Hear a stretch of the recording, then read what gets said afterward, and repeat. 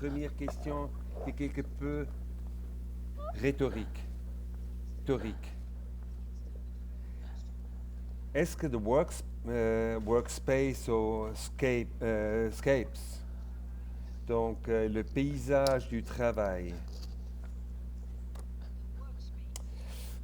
est-ce que c'est un aménagement ou est-ce que c'est la décoration? Ou est-ce que ça fait partie de la culture du bâti ou disons de l'environnement construit? Elle est rhétorique la question, j'imagine, mais je pense que c'est quand même important de la discuter dans le sens qu'il faut définir où commence effectivement l'environnement construit. Est-ce que ça commence avec le design?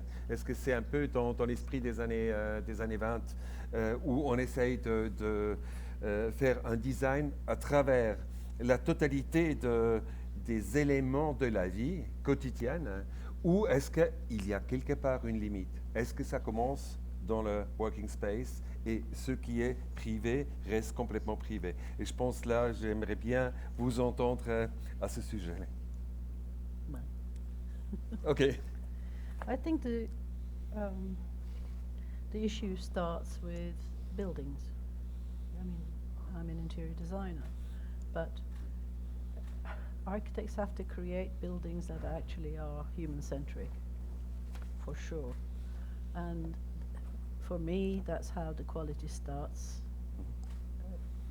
by the creation of a building that actually looks into all the issues that people are facing today to do with work culture. This is really odd, by the way. Listen Can to I take yourself, this off? yeah. Oh, I see. Yeah. I'm just hearing Yeah, myself I'm sorry. double. It's Okay. difficult we can move to this. think about what you will say. So I think architects are key. Developers are key, of course, as well. Clients are key to the creation because it is a teamwork at the end of the day. Clients are the ones who are giving brief. Architects are the ones challenging the client. The client could be a developer and so on. But at the end of the day, whichever way it is, we do need to challenge and create buildings that are actually human-centric, that respects people and how they do things. The decorative aspect that you were talking about, it can happen.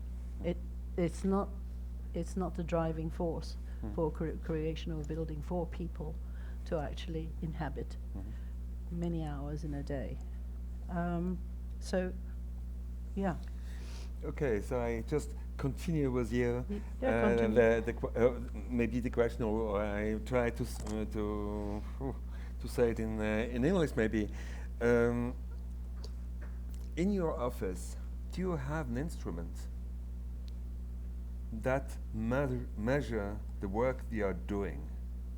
In a certain way, the initial question here is always how we are able to measure the quality of what you are doing. I think that's this whole measurement thing, I think, I take it as a pinch of salt, really, as the saying. So we've got lots to talk about. Absolutely. So, you're terribly naughty. Budget, do this, do that, and then you come out with facts that are actually, to me, not real because the context is wrong. The starting point is not right. So to actually start putting value or saying, hissing open plan because, this is 2 offices and this is what's happened. No, it's just not real. I don't believe in that research. We can talk about that later, but coming back to what was the question? What are your criteria in a certain way to differ between solutions that are I got it. better or it's not easy to make this valuation, although there are companies. So when we finish, those companies come in and they basically try and measure the success of this project and its implications to the people and so on. I don't believe in those either, because somebody could be upset that day, have a tummy ache, and they are negative because they woke up negative. And so this kind of research is never really completely real. Let me give you the example of Vitra, for example, when we finished their project. And of course, everyone's anxious, is the productivity gone up? What has happened? What is it? And there wasn't any data, really. The only data that the managers could say is this. The sickness level has gone down. So people are generally coming to the office. They are not they're not taking days off. So they were enjoying coming to the office. The spirit of the office make them come in. This I know as a fact. The other one is that they had the same workforce when we started. 4 years later, the same workforce was dealing with enormous productivity that they were going through. So lots more work for the company, but they're dealing with it with a smaller number of people. Yeah. So the efficiency in that sense has gone up. That's, to me, much more real than any kind of, fill in the form, tick, tick, tick. The three questions I asked were almost rhetorical in a certain way. I agree. So maybe Can I respond to that? Yeah, please. Can I respond to that? I think I will disagree a little bit with what you're saying. I will agree Yes, I'm sure you will. with some of the sentiment, and I actually very much agree with what you're saying around how finicky and how difficult it can be to take insight from measurements. For example, you talk about the tummy ache example, and I think there's a lot of truth to that. I mean, one of the most famous psychological research ever done is on Israeli judges, and whether or not they will change a conviction, and whether or not if they have eaten lunch is actually very tightly correlated the moment before, whether or not they will uphold or change a conviction. It's because our mental energy is deeply influenced how we make decisions. But I would say that that's not a reason for getting rid of trying to measure something. And in fact, I think it actually leads to the push around how do we take the human bias out of the measurement of these spaces. And maybe it's not, and I agree with what you're saying, you can't take every study at face value. But I do think it says how do we create more systematic ways of measuring quality, whether it is communication, whether it's some form of productivity in the form of these outputs or profit, whatever it might be. Yeah. But then it comes to what I've said, what my presentation was. I hope in that short span of time, maybe I haven't been able to make myself clear. If the designer, together with the client and the people involved, creates an intelligent, open plan space. Yeah. Mm-hmm. And if you're doing your survey on an intelligent, open plan space, Right. it is actually a success. Yeah. So if Mm. you're actually, yes, of course you'll go and work with the rats, Yeah. right? If nobody is given a space in that open plan where you can actually retreat and Right. Absolutely. I actually totally have, agree. to have focused work. So there is advantages and disadvantages to open plan. It's how you handle it and how you deal with it. So that the research should be on variety of workplaces and why does one work and why does the other one doesn't work. Absolutely. Otherwise, I think it's misleading people. No, and I think that, and we can pass on, but I think that's kind of the point around, I tried to make around, the study just looks at communication, but you can take it and you can bring it out much larger to say something much more broadly, but hopefully that's not the goal. Actually, my co-research and I believe in what you're saying around a variety of spaces. But I do like it because it Okay. does create discussion and challenges. Absolutely. I'm so sorry. Could I add to that? I absolutely like Go the discussion between generations here is very much advancing knowledge. I really like it. What I've seen personally in terms of workspace satisfaction and productivity is that it's good to have measures. Measures are totally biased if you don't do them the right way. So if you go there and measure only one day, it's quite impossible to avoid mood on that particular day.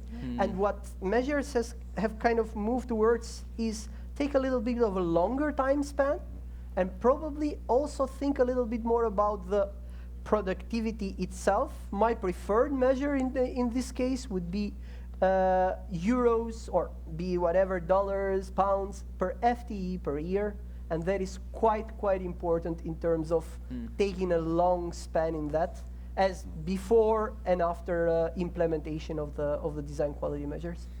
So, are we able to agree on the following? Experts or informations, or yes, les données. Donc, données, that's data and figures don't replace experts. I don't know if I agree. I think I would agree broadly with the statement that there will always be places where human intuition, likely always places where human intuition will be a part of it. But I think that there's a lot of points where areas where expertise actually is not a very effective form of making decisions, especially where you don't get constant feedback. So places where experts can't get feedback on whether or not they improve, experts generally don't improve themselves, and so are not better than. But you have to have kind of expertise, or you have to ask what's behind the data. Yeah, so absolutely. for that you need Absolutely. experts. I agree. Maybe there's a question of wording between what's an expert and what's his role in the whole process. But I would like to come back to some questions that are put on. Is Baukultur depending on scale, workspace, hardware and design, or just on the quality of human or public space? Maybe this question goes to you. Thank you. Depending on scale, workspace, house, urban design, or just on the I'm not sure I quality of understand. the I'm not sure very well. public space. Maybe the person who asked it, if they're willing to elaborate on it. Yeah, that good question. Yeah. Yeah. That'd be really lovely. There should be somebody out of the Thank you. floor.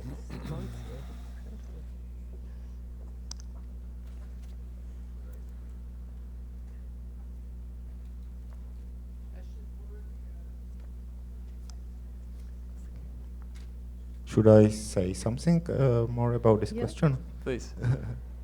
Yeah, because you were talking about mainly about workspace, but I think it is common to the public space, building environment, that it is something common behind this quality of biculture for the all scales of the architecture.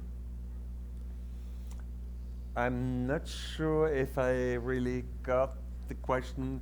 Could you make me a kind of translation? I kind of get it, and Okay, go ahead. I kind of get it, and I'd like to answer to that. Meaning, in terms of my understanding of the built environment, is everything that is man-made, including interior spaces that are a little bit of transition, so semi-public or semi-private, and the totally public spaces. So I believe that quality should be at all of these three levels, and we try to get measures of quality in all these three levels.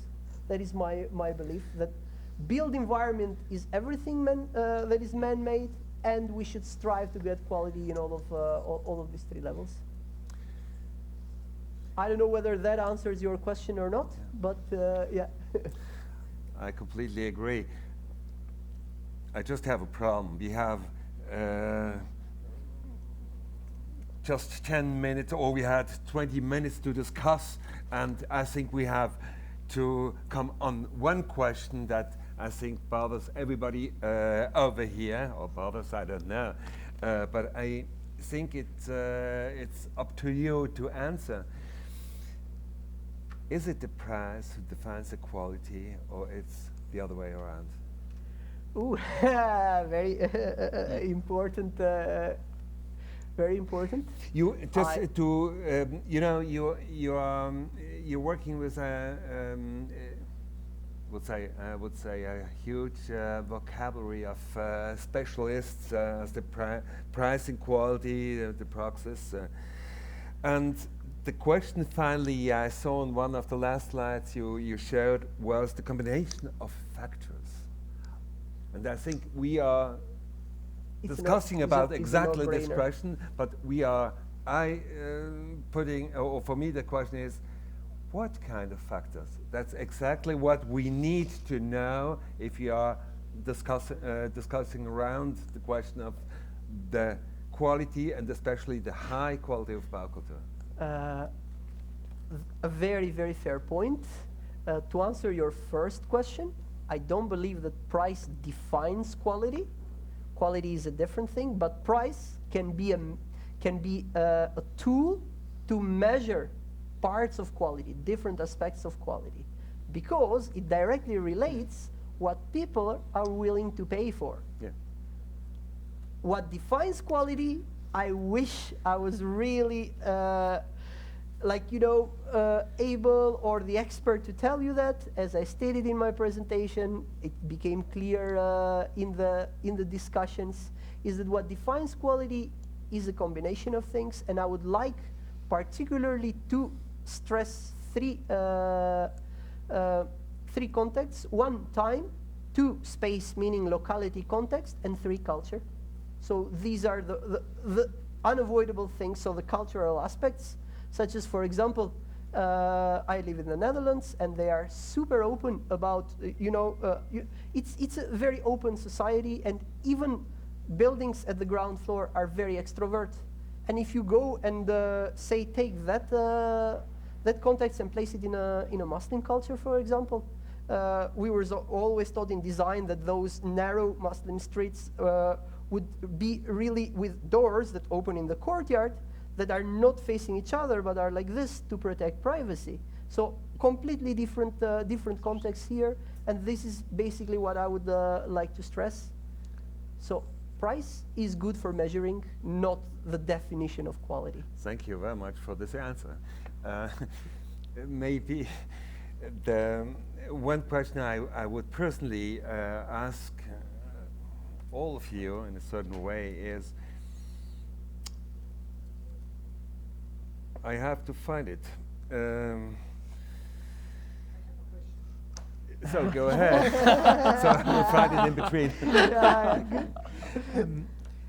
We saw that you discuss about open space and not open space. So my question is, you had success with your project with open space. So it's this a way of measure your success. So you made one project and then you had a lot of other projects. So this is a way of measure your success. You could say that becomes my personal success. Nevertheless, I think we have touched on something. I mean, I never designed offices. I worked in an office of 500 people, and the architect's office that they kept on doing a lot of offices. And I was a director there, and I was saying, I just hope that I don't ever have to do an office, because I don't have a solution for it. I don't have a solution for this graveyard of furniture.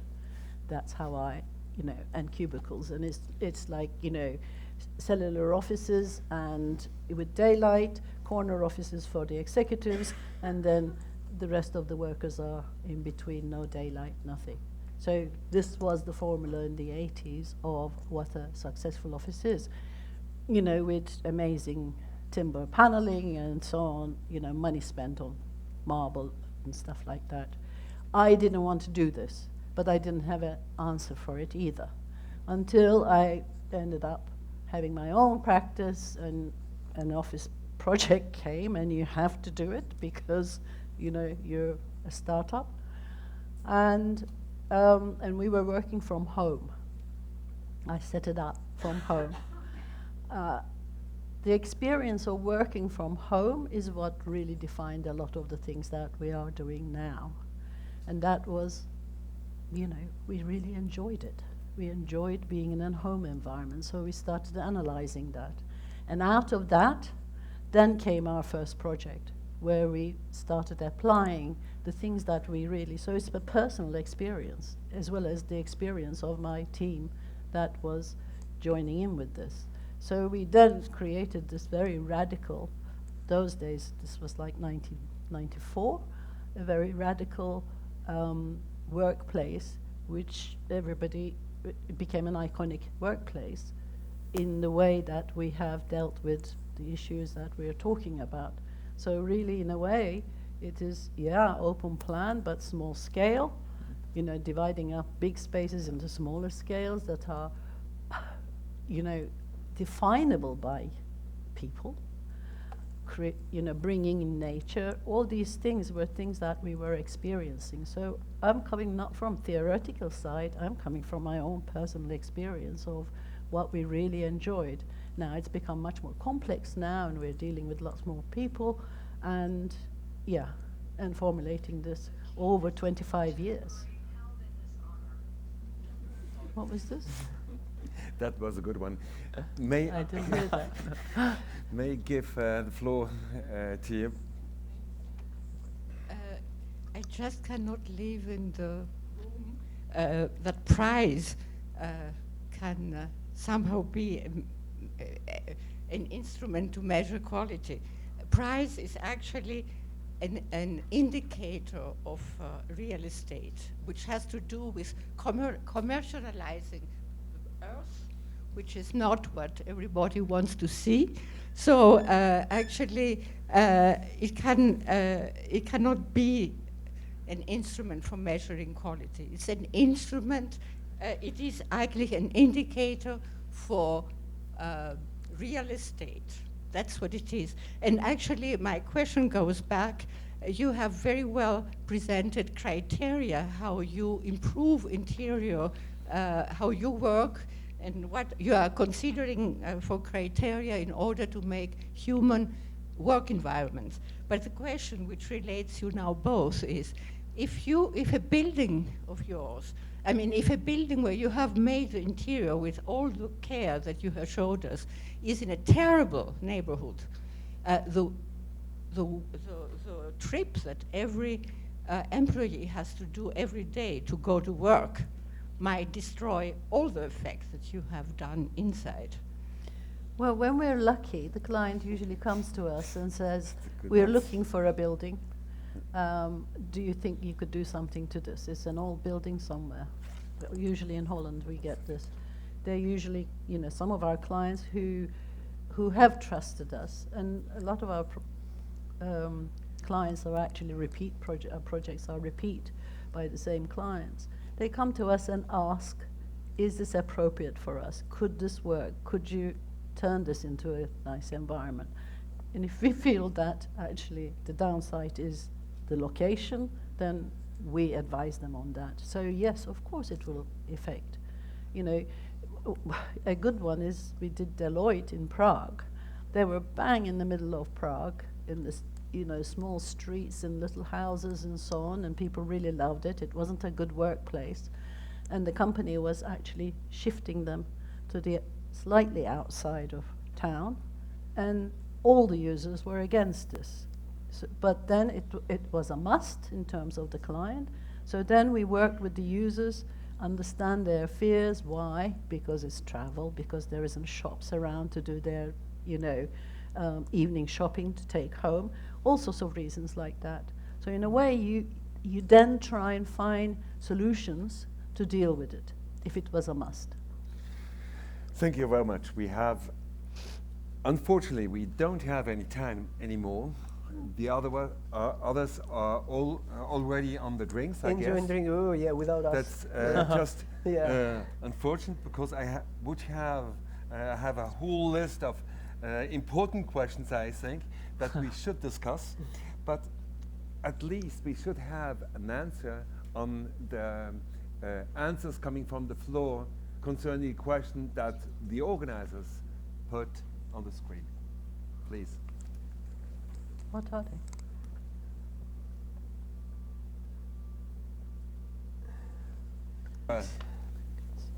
What are the three, or the question was, what are the three things that most affect your well-being in our daily Human work? interaction. As simple as that. Are we in the good direction? As simple as that. I like that. I like that. Yeah. 16 answers. The Okay. data, Yeah, but exactly. Not No, really but representative. it's but Okay. then 81% is quite good for 16, so I would say all right. So- Good agreement. So I hope we will have time during l'apéro de discuter encore les choses qui sont restées à plat dans cette discussion qui était un tout petit peu réduite due aux présentations, due aux keynotes que nous avons entendues. Je vous remercie tous pour votre engagement et j'espère bien que vous serez aussi là demain. Merci. Thank you. Thank you. That's great.